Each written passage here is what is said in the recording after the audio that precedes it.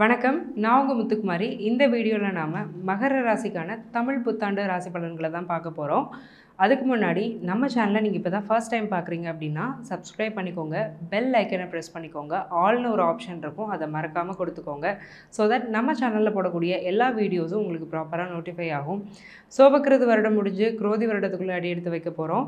ஆங்கில தேதி ஏப்ரல் 16, தமிழ் தேதி சித்திரை 1 நிகழப்போகிற தமிழ் புத்தாண்டுக்கான தொடர்ச்சியான ஒரு வருட பலனை தான் நம்ம இப்போ தெளிவாக பார்த்துட்ருக்கோம். அந்த வரிசையில் இப்போ நம்ம பார்க்க போகிற ராசி மகரம். சனியுடைய ராசி, ஒரு சர ராசி, ரொம்பவே ஒரு ஸ்டபனான ஒரு ராசின்னு சொல்லலாம். ஜென்மசனியில் ரொம்ப கஷ்டப்பட்டாங்க. இப்போ வெளியில் வந்து 4 பேருக்கு ஒரு இன்ஸ்பைரேஷனாக வாழ்ந்துருக்கக்கூடிய ஒரு ராசிக்காரங்க தான் யாருன்னா மகர ராசிக்காரங்க. ஆன்மீகத்தினாலேயும் மனோபலத்தினாலேயும் எல்லாத்தையும் ஜெயிக்க முடியும் அப்படிங்கிறத உலகுக்கு சொல்லக்கூடிய ராசிகளில் முக்கியமான ஒரு ராசி யாருன்னா அது மகர ராசி தான். சரி, இந்த மகர ராசிக்கு வந்து எப்படி இருக்க போகுது இந்த வருஷம் அப்படிங்கிறத ஒன் பை ஒன்னாக நம்ம பார்த்துடலாம். முக்கியமாக நிம்மதியாக இருக்க போகிறாங்க மகர ராசிக்காரங்கிறத நான் இந்த வீடியோவோட பிகினிங்லேயே அஷ்யூர் பண்ணிடுறேன். ஸோ டீட்டெயிலாக கடைசி வரைக்கும் இந்த வீடியோவை தெளிவாக பாருங்கள். ப்ளஸ் அண்ட் மைனஸ் எல்லாத்தையுமே நான் டீட்டெயிலாக டிஸ்கஸ் பண்ணியிருக்கேன்.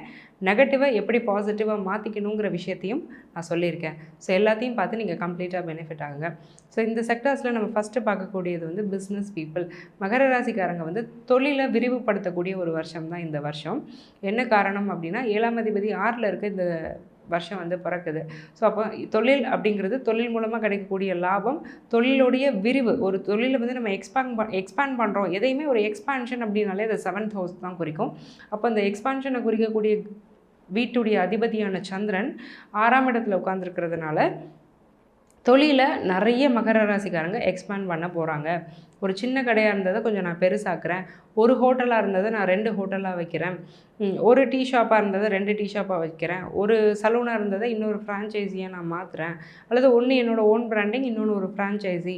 இந்த மாதிரி ஏதோ ஒரு பிஸ்னஸ் எக்ஸ்பான்ஷன் அப்படிங்கிறது இருக்க போது. அதன் மூலமாக ஷார்ட்டான லாபம் அப்படிங்கிறது இருக்க போகுது. சரி, நான் பிஸ்னஸ்லாம் பண்ணலங்க, நான் ஒரு ஜாபில் இருக்கேன், எனக்கு எப்படி இருக்க போகுது அப்படின்னா 10ஆம் இடமும் ரொம்ப ஸ்ட்ராங் இல்லையா? ஸோ 10ஆம் அதிபதி 2ல் ஸ்ட்ராங்காக இருக்கும் பட்சத்தில் என்ன ஆகும் அப்படின்னா தொழில் மூலமாக நிரந்தர வருமானத்தை குறிக்கக்கூடிய ஒரு வேலைங்கிறது அமைய போது அந்த பணம் அந்த அந்த அந்த வேலை மூலமாக ஒரு நல்ல லாபம் வருது. அந்த லாபத்தை நீங்கள் ஃப்ரூட்ஃபுல்லாக யூஸ் பண்ணிக்கிறீங்க. ஸோ இந்த அளவுக்கு ஒரு நல்ல ஒரு அமைப்பு தான் கரியர்லேயுமே இருக்குது. ஸ்டாண்டர்ட் ஆஃப் லிவிங் இம்ப்ரூவ் ஆகிற அளவுக்கு பணப்புழக்கம்ங்கிறது கையில் வரக்கூடிய ஒரு வருஷம் தான் இந்த வருஷம். ஸோ ஜாபாக இருக்கட்டும், பிஸ்னஸ் கம்யூனிட்டியாக இருக்கட்டும், 2 பேருக்குமே ரொம்ப ஃப்ரூட்ஃபுல்லாக தான் இருக்குது இந்த வருஷம். சரி, ஓகே, நாங்கள் அலையன்ஸ் பார்த்துட்ருக்கோம், அலையன்ஸ் ஃபிக்ஸ் ஆகுமா அப்படின்னா 7ஆம் அதிபதி 6ல் இருக்க இந்த வருஷம் பிறகுது. அப்போ கிளியராக இது என்ன இண்டிகேட் பண்ணுதுன்னா பொருத்தம் பார்த்து கல்யாணம் பண்ணுங்கிறத சொல்லாமல் சொல்லுது. 10 பொருத்தம் இல்லைங்க, ஜாதக கட்டத்தை நீங்கள் மேட்ச் பண்ணணும். இந்த பொண்ணோட கேரக்டர் என்ன, இந்த பையனோட கேரக்டர் என்ன, 2 அலைன் ஆகுதா அப்படிங்கிறத அவங்களோட 12 கட்டமும் இருக்கும். அவங்க லக்னாதிபதி, 7ஆம் அதிபதி, இவங்க குணாதிசயம் என்ன, ஆயுள் எப்படின்னு சகல விதத்தையும் பார்த்து தான் மேட்ச் பண்ணணும். ஸோ அந்த ஒரு விஷயத்தை வந்து நீங்கள் கேர்ஃபுல்லாக மைண்டில் வச்சுக்கோங்க. 10 பொருத்தத்தில் தயவு செஞ்சு ஏமாந்துடாதீங்க. ஆனால் நல்ல வரனே அமையும். அதுக்கு நான் பயமுறுத்துறதுக்கு எதுவும் சொல்லலை. ஏன்னா குரு பார்வைங்கிறது வந்து 7ஆம் இடத்துக்கு இருக்குது. ஸோ அதனால் நல்ல வரனே வந்து உங்களுக்கு அமையும். சரி, குரு பார்வை இல்லை, சுக்கிரனுடைய அந்த ஒரு ஆதிக்கம் வந்து ரொம்ப நல்லா இருக்கிறதுனால உங்களுக்கு நல்ல வரனே அமையும். குருவுடைய ஸ்ட்ரென்த் அப்படிங்கிறது ரொம்பவே ஸ்ட்ராங்காக இருக்குது.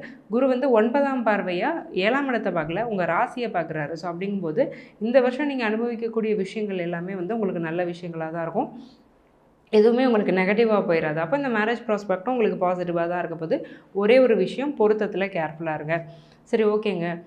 சைல்டு பர்த் எங்களுக்கு எப்படி இருக்குது அப்படின்னா 5ஆம் அதிபதி ரொம்ப ஸ்ட்ராங். ஸோ மகர ராசிக்காரங்களுக்கு ரொம்ப ஒரு எக்ஸலண்ட்டாக ஒரு ஹைலைட்டான விஷயமே வந்து என்னென்னா குழந்தை பிறப்பு தான்.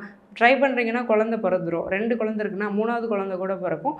குழந்தைக்கு ட்ரை பண்ணிட்டு இருந்தீங்கனாலும் குழந்தை பிறந்துடும். பிறந்த குழந்தைங்கனால நல்ல யோகம் பிராப்தம். வயசான பேரண்ட்ஸாக இருந்தீங்கன்னா பிள்ளைகளுக்கு கல்யாணம் பண்ணி வச்சு அவங்களோட பேரம்பேத்தியை பார்த்து சந்தோஷப்படக்கூடிய ஒரு பூரிச்சு போகக்கூடிய ஒரு நல்ல அமைப்பும் இந்த வருஷம் வந்து ரொம்ப ஸ்ட்ராங்காக இருக்குது. சரி, சைல்டு பர்த் நல்லாயிருக்கும், நாங்கள் ப்ராப்பர்ட்டி வாங்கலாமா, எங்களுக்கு ப்ராப்பர்ட்டி லக் எப்படி இருக்குது அப்படின்னு நீங்கள் கேட்டிங்கன்னா 4ஆம் அதிபதி வந்து அந்தளவுக்கு ஸ்ட்ராங்காக இல்லை. ஸோ இப்போதைக்கு வேண்டாம். ஸோ ஒரு ஜூன் மந்த்துக்கு மேலே நீங்கள் ப்ராப்பர்ட்டி வாங்கினீங்கன்னா நல்லாயிருக்கும். ஸ்திர சொத்தாக இருக்கும்போது அது ரொம்ப நல்லது. ஸோ ஒரு மூவபிள் ஆசெட் இல்லாமல் இம்மூவபிள் ஆசெட்னு சொல்லுவோம் இல்லையா, அந்த மாதிரி ஒரு ஆசெட்டில் வந்து நீங்கள் இன்வெஸ்ட் பண்ணிக்கிட்டீங்க அப்படின்னா நாளைக்கு அது வந்து உங்களுக்கு ஒரு நல்ல ப்ராஃபிட்டை கொடுக்க போகுது. அதே மாதிரி 2ஆம் இடத்துல சனி செவ்வாய் இருக்கிறதுனால பண விஷயத்தில் ரொம்ப கவனமாக இருங்க. தேவையில்லாத வீண் செலவு வர்றதுக்கும் பணத்தை நீங்கள் கைமறதியாக எங்கேயாவது வச்சு தொலைக்கிறதுக்குமான வாய்ப்பு இருக்குது. அதே மாதிரி குடும்ப நபர்கள்ட்ட தேவையில்லாத ஏன்னா நெசசரி ஆர்கியூமெண்ட் இஸ் இன்டீட், தேவையில்லாத ஆர்கியூமெண்ட் வந்து பண்ணக்கூடாது. தேவைக்கு ஆர்கியூ பண்ணணும். ஸோ தேவையில்லாத ஆர்கியூமெண்ட் வருதுங்கிற பட்சத்தில் அந்த சிச்சுவேஷனை ஸ்கிப் பண்ணிவிட்டு அடுத்த சூழ்நிலைக்கு நீங்கள் போகிறது தான் நல்லது. சரி, ஓகே. நாங்கள் ஃபாரினில் இருக்கோம் மகர ராசி. நாங்கள் எப்படி இருக்கோம் அப்படின்னா, 12ஆம் அதிபதி குரு வந்து ரிஷபத்தில் இருக்கிறார் இல்லையா? 12ஆம் அதிபதி 5ல் தான் இருக்கிறாரு. ஸோ ஃபாரின் லக் அப்படிங்கிறது ரொம்ப ஸ்ட்ராங்காக இருக்குது. அதே மாதிரி அப்ராடில் இருந்துட்டு நீங்கள் இங்கே வரணும்னு நினச்சிங்கன்னா கூட அதுவுமே நல்லது தான். குரு அதுக்கு சப்போர்ட் பண்ணுறாரு. உங்கள் தசாபுத்தியை பொறுத்து இந்த பலன் மாறும். நீங்கள் எதோ அங்கேருந்துட்டு இங்கே வரணும்னு ட்ரை பண்ணுறீங்களா, இங்கே இருந்துட்டு அங்கே போகணும்னு ட்ரை பண்ணுறீங்களான்னு. ஸோ இந்த ஒரு விஷயத்தை வந்து நீங்கள் 2க்குமே சப்போர்ட் பண்ணுது கோச்சாரம் அப்படிங்கிறது.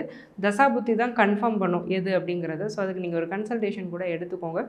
பொதுவாக நீங்கள் அப்ராடுக்கு போகணுன்னு எக்ஸாம்ஸ் ஏதாவது எழுதுனீங்கன்னா அதை கிளியர் பண்ணிடுவீங்க. அதில் எந்த டவுட்டும் இல்லை. 4th ஹவுஸில் ஒரு ஸ்டபனான பிளானட்டான சூரியன் இருக்கிறதுனால மனசில் ஒரு வைராக்கியம் அப்படிங்கிறது அதிகமாக இருக்கும். நான் நினச்சதை நினச்ச நேரத்தில் முடிப்பேன் அப்படிங்கிற ஒரு தன்னம்பிக்கை உங்களுக்கு இருக்கும். அதே மாதிரி நீங்கள் செயல்படவும் செய்வீங்க. சரி, ஓகேங்க. நாங்கள் வந்து ஸ்டூடெண்ட்ஸ் கம்யூனிட்டி, எங்களுக்கு எப்படி இருக்கும், எங்கள் படிப்பு வந்து எப்படி போகுது அப்படின்னா, 4ஆம் இடத்துல சூரியன் இருக்கிறதுனால ஆல்ரெடி நான் சொன்ன மாதிரி வைராக்கியம் அப்படிங்கிறது அதிகமாகிடுச்சு. ஸோ சூரியன் என்ன பண்ணுவாருன்னா, ஒரு இன்டெப்த் அறிவை கொடுப்பார். எதையுமே மேலோட்டமாக படிக்கிறதுனால, ஏன்னா சூரியன்கிறவர் வந்து ஒரு லீடர்ஷிப் பிளானட். ஸோ எதையுமே இன்டெப்த்தாக படித்தா தான் நம்ம 4 பேரை கைட் பண்ண முடியும். அந்த மாதிரி எல்லாத்தையுமே நீங்கள் கொஞ்சம் இன்டெப்த்தாக படிப்பீங்க. காம்படிட்டிவ் எக்ஸாமினேஷன்ஸ் ஏதாவது எழுதுறீங்க அப்படின்னாலுமே அதில் சக்ஸஸ் அப்படிங்கிறது 100% பாசிபிள். நீட் எக்ஸாம் படிக்கக்கூடிய ஸ்டூடெண்ட்ஸ் ரொம்ப கேர்ஃபுல்லாக படிங்க. லா படிக்கிற ஸ்டூடெண்ட்ஸும் கொஞ்சம் கேர்ஃபுல்லாக படிக்க வேண்டியது அவசியம். ஸோ ஓவராலாக பார்க்கும்போது உங்களுக்கு மகரத்துக்கு நிறைய விஷயங்கள் பாசிட்டிவாக தான் இருக்குது. சில நெகட்டிவ்ஸ் இருக்குது. அது எப்படி ஓவர் கம் பண்ணணும்னு நான் சொல்லியிருக்கேன். இது வெறும் ஒரு ஜென்ரல் ப்ரெடிக்ஷன் தான். உங்கள் ஜாதகத்தை பற்றின டீட்டெயில்டான இன்டெப்த் ப்ரெடிக்ஷன் தெரியணும் அப்படின்னா என்னோட கீழே கொடுத்துருக்க நம்பருக்கு காண்டாக்ட் பண்ணி என்னுடைய அப்பாயின்மெண்ட்டை நீங்கள் வாங்கிக்கோங்க. நான் உங்களுக்கு சஜஸ்ட் பண்ணுறது எல்லாமே லைஃப் ஸ்டைல் ரெமடிஸ் தான்.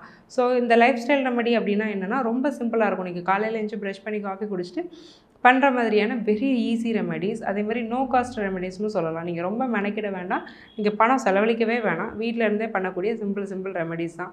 இதை செஞ்சுட்டு பலனடைஞ்ச நபர்கள் நிறையா. அந்த வரிசையில் நீங்களும் இடம் பெறணும் அப்படின்னு நான் மனசார வேண்டிக்கிறேன். ஆல் த வெரி பெஸ்ட் மகரம். நன்றி, வணக்கம்.